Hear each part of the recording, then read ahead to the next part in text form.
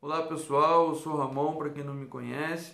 Eu dou aula de vida com propósito, dou aula para casais, né? Dou aula em escola bíblica dominical. Então a gente precisa falar um pouquinho aqui para casais porque eu estou devendo isso a eles, né? A gente vai citar hoje a aliança, né? Então a gente vai seguir explicando um pouco do que seria a aliança, do significado da aliança, o porquê da aliança. A gente vai falar um pouco em cima disso. O Google nos traz algo sobre isso, né, a explicação de significado sobre a aliança. Então diz assim: aliança significa pacto ou trato entre indivíduos, povos ou governos para determinar finalidades ou uma união. Outro ponto: uma ligação pelo matrimônio. A gente tem esses dois pontos, a gente vai trabalhar em cima disso. Parece que isso foi perdido, né? Ao passar do tempo, a gente se perdeu no contexto do que é uma aliança, né? Mas hoje a gente vai trazer aqui a centralização desse pensamento. Então dividimos isso em duas partes, assim como o Google fez. A primeira parte é contrato, responsabilidade limitada. Contrato que você tem entre povos e governos, que a gente citou ainda há pouco, né? Com a ajuda do nosso amigo Google, né? Então a gente tem a responsabilidade, né, limitada dentro do contrato. Outro ponto é a aliança, responsabilidade ilimitada, incluindo forte compromisso de lealdade até a morte.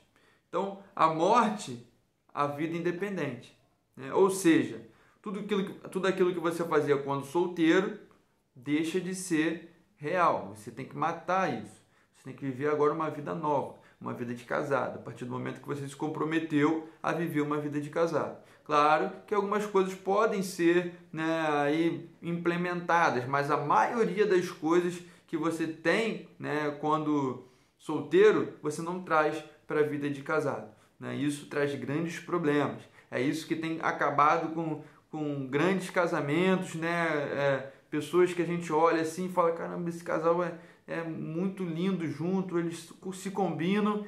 Isso tem acabado por causa de coisas que têm vindo, né, do passado. Isso precisa ser deixado para trás.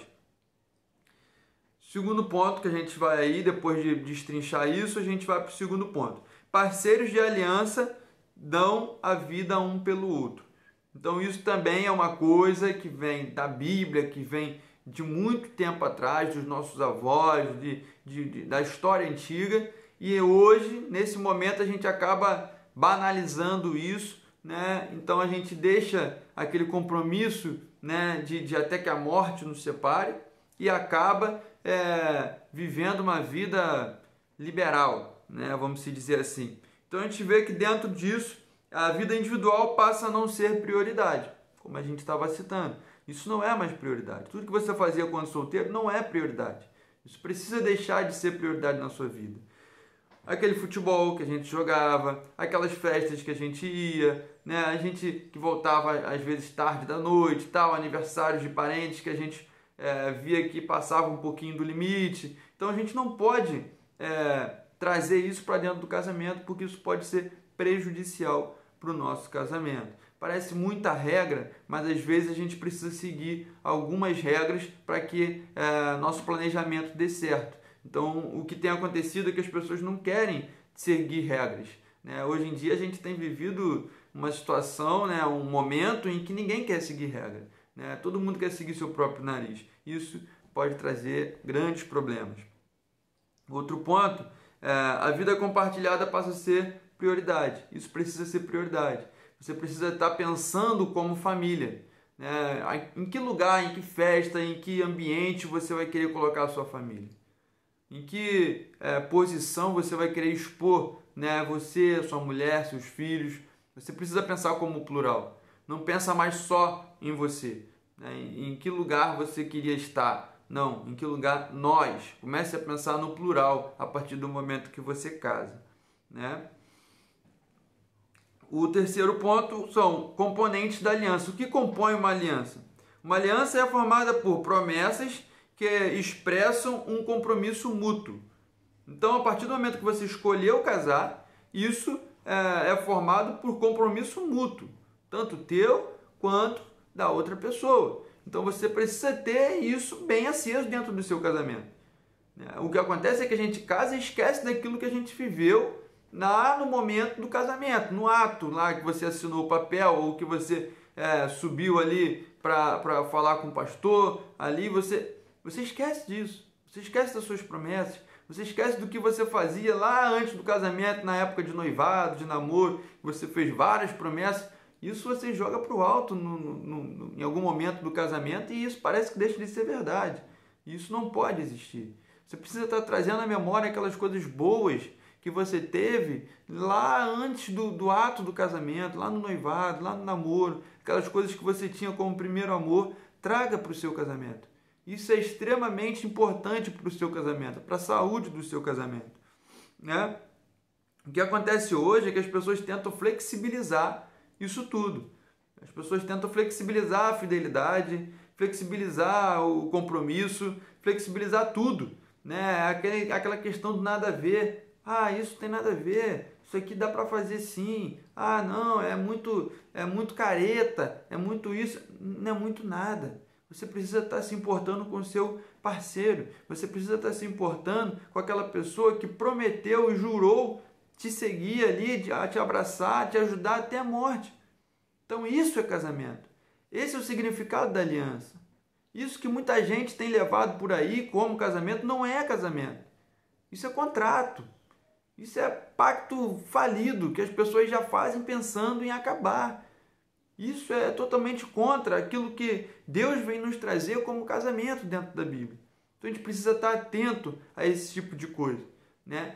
Relembre dos momentos bons.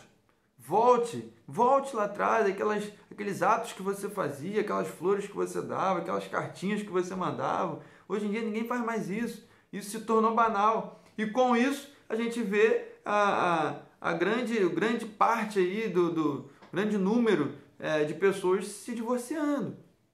Por quê? Porque isso se tornou banal. O que trazia o amor, o que chamava atenção, isso não é mais legal. É tido como coisa não importante. Então a gente precisa ter esse ato, né, vivo dentro de nós. Comece a fazer essas coisas. Lembrar de coisas boas do seu casamento.